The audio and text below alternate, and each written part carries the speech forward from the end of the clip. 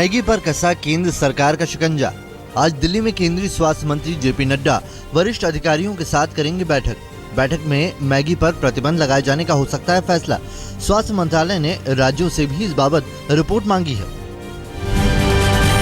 सभी स्टेट्स इस Maggi noodles के बारे में अपने अपने यहाँ पर उनकी चेकिंग करें और उसके साथ उसकी जो स्टैंडर्ड्स की सेफ्टी वाला विषय है उस पर वो अपना रिस्पांस हमें दें। कुछ स्टेट्स का रिस्पांस आ चुका है, कुछ स्टेट्स का आना बाकी है। हम प्रयास कर रहे हैं कि जल्द से जल्द उनकी रिपोर्ट आ जाए।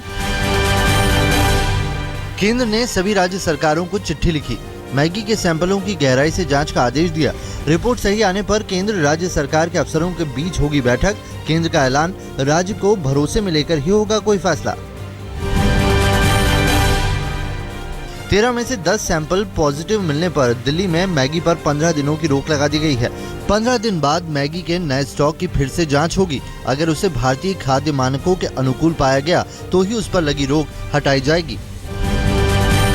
सरकार ने 15 दिन के लिए फॉर 15 डेज मैगी के ऊपर बैन लगाया है और कंपनी को आदेश दिया जाता है कि वो अपना दिल्ली के अंदर जितना भी स्टॉक है उस सारे स्टॉक को हटा ले और नया स्टॉक प्रॉपर चेकिंग कराने के बाद ही दिल्ली के अंदर यूज करें। नेवी कैंटीन में भी मैगी की बिक्री बंद की गई। आर्मी पहले ही कैंटीन में बिक्री पर पाबंदी लगा चुकी है। बिग बाजार और इजी डे ने भी मैगी की बिक्री पर लगाई रोक। आउटलेट से वापस मंगाए गए मैगी के सारे पैकेट। केरल में मैगी के 5 सैंपल की जांच में तय मात्रा से कम मिला सीसा। अब सरकार को एमएसजी की मात्रा पर रिपोर्ट का इंतजार है। हिमाचल सरकार ने भी अलर्ट जारी कर दिया है। स्वास्थ्य मंत्री कौल सिंह ठाकुर ने सैंपल लेकर जांच का आदेश दिया। महाराष्ट्र में मैगी के 15 सैंपल की जांच हो रही है। शुक्रवार को इसकी रिपोर्ट आएगी। आपको बता दें कि मुंबई में मैगी की बिक्री घट गई है। पंजाब में भी मैगी की जांच हो रही है। अलग अलग शहरों से जमा किए गए हैं यहाँ 60 सैंपल। कर्नाटक में भी मैगी सैंपलों की जांच रिपोर्ट का इंतजार है। हर तरह के नूडल की जांच भी यहां पर सरकार करा सकती है। तेलंगाना में जांच के लिए भेजे गए हैं मैगी के 22 सैंपल। स्वास्थ्य मंत्री का बयान आया है कि गड़बड़ी मिली तो कार्रवाई होगी। सदी के महानायक अमिताभ बच्चन, धक धक गर्ल माधुरी दीक्षित और अभिनेत्री प्रीति जिंटा पर मुकदमा दर्ज हुआ। मैगी के बारे में गलत जानकारी देने का इन पर आरोप लगा है। लाखों लोगों को विज्ञापन के जरिए इन्होंने प्रभावित किया। अमिताभ बच्चन ने इस मामले में सामने आकर सफाई दी। मैडम, अभी तक I have not received any notice. As soon as I will get it, I will put it up to my lawyers and we will fully cooperate with whatever the law says. I want to also add that, I stopped endorsing Maggi 2 years ago. I don't endorse Maggi anymore now. Amitabh, Madhuri और प्रीति पर सरकार के कानून मंत्री सदानंद गौड़ा का सख्त बयान। कहा, तीनों को सामने आकर लेनी चाहिए अपनी जिम्मेदारी। If they have done it, then it has to be inquired into and a detailed inquiry should be conducted.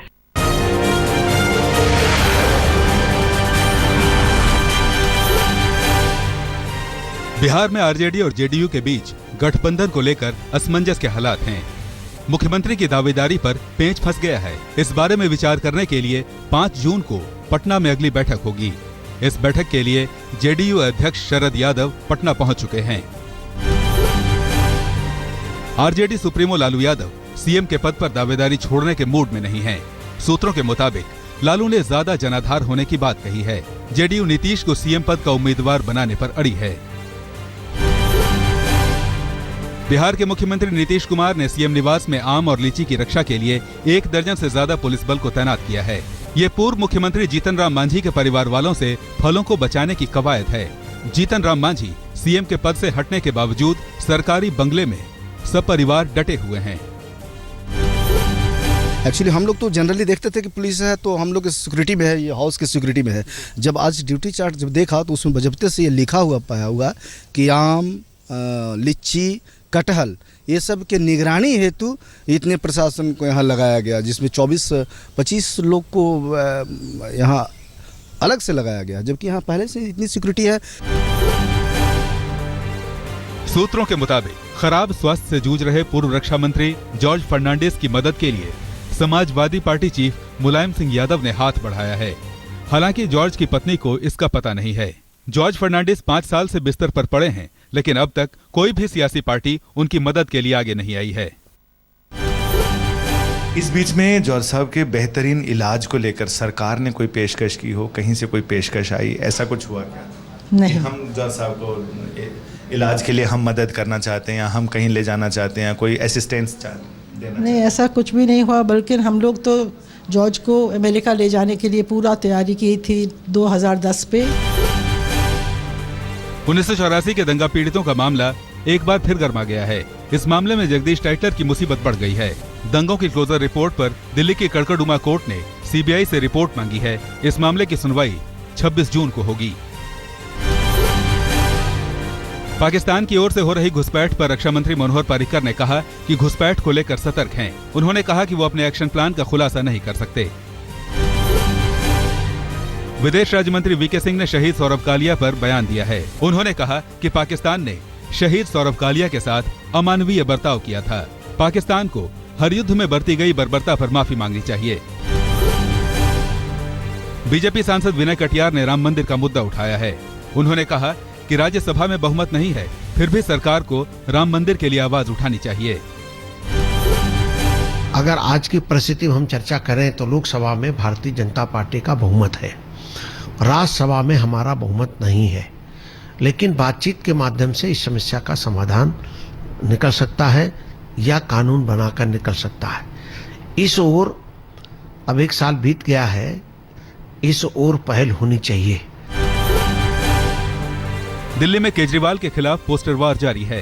Kejriwal के ईमानदारी वाले पोस्टर के जवाब में विरोधियों ने उनकी ही होर्डिंग पर मिस्टर झूठा का स्टिकर चस्पा कर दिया।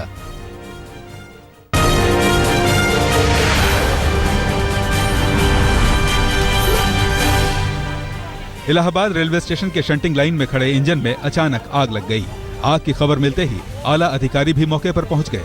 करीब 1 घंटे बाद आग पर काबू पाया जा सका। चश्मदीदों के मुताबिक समय रहते आग पर काबू नहीं पाया जाता तो बड़ा हादसा हो सकता था। पश्चिम बंगाल के 24 परगना में मिशनरी स्कूल पर असामाजिक तत्वों ने हमला किया है। पुलिस ने मामला दर्ज कर लिया है। स्कूल गरीब बच्चों के लिए चलाया जाता है। फिलहाल गर्मी की छुट्टी की वजह से बच्चे नहीं हैं, लेकिन शिक्षक स्कूल कैंपस में ही रहते हैं। हालात को देखते हुए पुलिस ने सुरक्षा बढ़ा दी है। दिल्ली में शंकर रोड पर चेकिंग के दौरान एक ट्रक डंपर ड्राइवर ने सिपाही को अगवा कर लिया। अगवा की खबर मिलते ही करीब 1 दर्जन पीसीआर की मदद से डंपर को पकड़ा गया। डंपर में सवार ड्राइवर को गिरफ्तार कर लिया गया है। साथ ही सिपाही को भी सकुशल बचा लिया गया। हरियाणा के रोहतक में 2 बहनों को सोशल साइट पर बदनाम करने के मामले में पुलिस अब तक सभी आरोपियों को गिरफ्तार नहीं कर सकी है।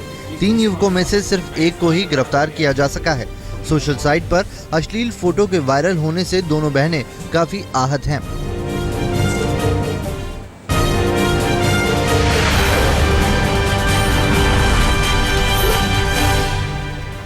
दिल्ली से सटे गुड़गांव में एक लड़की से चलती कार में छेड़छाड़ हुई। लड़की ने जब विरोध जताया तो ड्राइवर अपना नियंत्रण खो बैठा और कार दुर्घटनाग्रस्त हो गई। इस घटना में लड़की को गंभीर चोटें आई हैं।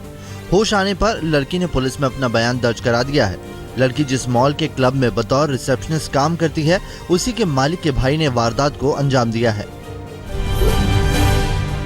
गोवा में 2 लड़कियों के साथ रेप का सनसनीखेज मामला सामने आया है। इस केस में 5 आरोपियों को गिरफ्तार किया गया है। मेडिकल रिपोर्ट में रेप की पुष्टि हो गई है। वारदात मंगलवार की है।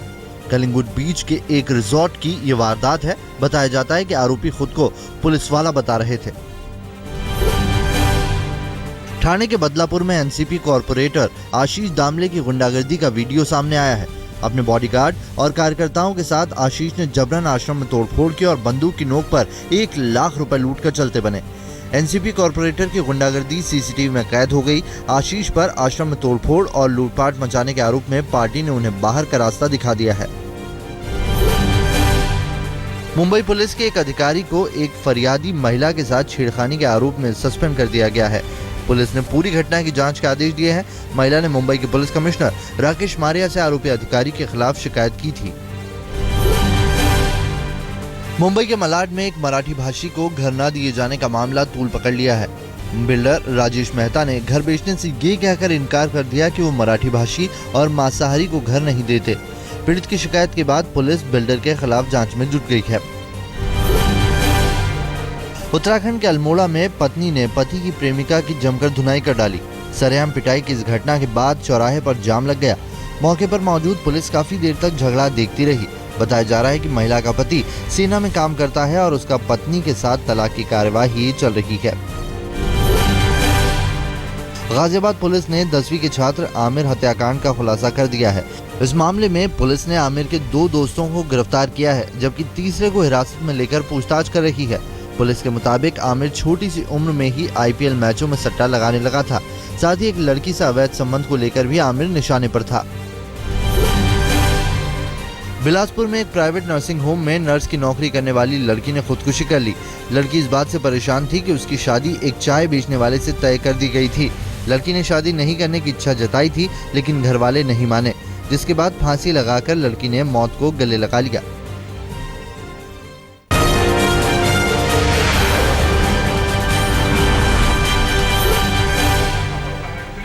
समाजवादी पार्टी के राज्यसभा सांसद चंद्रपाल सिंह यादव पर संगीन इल्जाम लगे हैं। चंद्रपाल सिंह यादव पर अवैध बालू से भरे ट्रैक्टर को पकड़वाने तहसीलदार को धमकाने का आरोप लगा है। झांस के तहसीलदार गुलाब सिंह को फोन कर चंद्रपाल सिंह ने ट्रैक्टर छोड़ने को कहा था, लेकिन जब तहसीलदार ने मना किया तो सांसद ने सबक सिखाने की धमकी दी। चंद्रपाल सिंह यादव ने 24 घंटे में ही तहसीलदार गुलाब सिंह का ट्रांसफर कानपुर करवा दिया। मैनपुरी में लेखपाल पर किसानों से उत्पीड़न करने का आरोप लगा। जब 2 किसानों ने फर्जी चेक देने का विरोध किया तो उल्टे उन पर केस दर्ज करवा दिया गया। लेखपाल के इस कदम के बाद दोनों किसानों के समर्थन में गांव का पंचायत खड़ा हो गया है। पंचायत का कहना है कि अगर दोनों किसानों को गिरफ्तार किया गया तो गांव के सभी किसान अपनी गिरफ्तारी देंगे। पश्चिम बंगाल के आसनसोल में टीएमसी समर्थकों ने जहांगीरी मोहल्ला पोस्ट ऑफिस में जमकर हंगामा किया। टीएमसी का आरोप है कि विधवा पेंशन के नाम पर पोस्टमास्टर और पोस्ट ऑफिस के कर्मचारी 20-20 रुपए वसूल रहे हैं। पुलिस की जांच के भरोसे के बाद टीएमसी समर्थकों का गुस्सा शांत हुआ। हुगली में बंगाल पुलिस के 3 जवानों की स्थानीय लोगों ने पिटाई की। पेट्रोलिंग के दौरान जब पुलिस वालों ने शराब पी रहे लोगों को रोकने की कोशिश की तो खिड़खुड़ी गांव के लोगों के साथ हाथापाई शुरू हो गई। उसके बाद गांव वालों ने पुलिस वालों की पिटाई शुरू कर दी। हालात बिगड़ते देख बड़ी संख्या में पुलिस को बुला लिया गया। अपने साथी की पिटाई के बाद पुलिस वालों ने जमकर लाठीचार्ज किया। पटना पुलिस ने 4 नक्सलियों को गिरफ्तार किया है। धवलपुरा इलाके में पुलिस की छापेमारी में PLFI के 4 सदस्यों को गिरफ्तार किया गया। इनमें बिहार के PLFI प्रमुख अवधेश कुमार जायसवाल भी शामिल हैं। अवधेश 30 मार्च को बहादुरपुर हाउसिंग कॉलोनी में हुए धमाके का मास्टरमाइंड है। पुलिस के हत्थे चढ़े ये नक्सली गन फैक्ट्री चलाने का काम करते थे, जहां से नक्सलियों को असला सप्लाई किया जाता था।